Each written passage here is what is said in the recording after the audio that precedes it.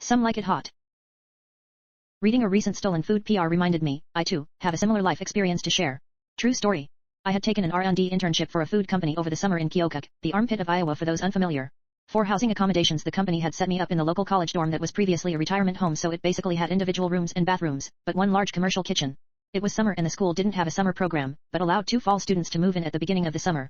One was rarely there, but the other was constantly in the building and oftentimes had multiple friends over. Given the kitchen setup, we all stored our food there, and it's a pretty no-brainer you shouldn't take from others, but immediately I had various food items going missing or being consumed regularly, sodas, empty boxes of cereal put back on the shelf, etc. I initially posted a sign on the fridge to not eat others' food and also confronted both about having food go missing after the sign was up, but it didn't stop whomever from stealing my food, particularly when I'd head out of town for weekends. After complaining about the situation to my manager during my job, they helped formulate the perfect pro-revenge. Given I was doing R&D work on food products, I was responsible for getting various ingredient samples to use for new recipes.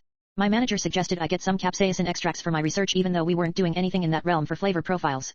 Well, I found a company that had various Scoville unit extracts and I asked for a variety to see what worked best for our applications. Well, they did deliver with some small 2-ounce bottles of 50K, 100K, and 250K Scoville extracts. I ended up putting the 250K in a travel-sized spray bottle, mixed with some water to help as a carrier, and wearing gloves and a mask, borrowed from work, doctored the common food items being stolen with a literal spraying of my mixture, mainly cereal, chips, crackers, jug of milk and the lip/top of a few soda cans. For the snacks I actually put some into a separate bag and left them open to dry before mixing back into the original packaging. I did this in a different dorm room in my wing as I know well enough how potent this can be in enclosed spaces. I did this right before another trip out of town, and when I returned I found some of the chips, cereal and milk were missing, plus 2 of the 3 cans of soda I had doctored.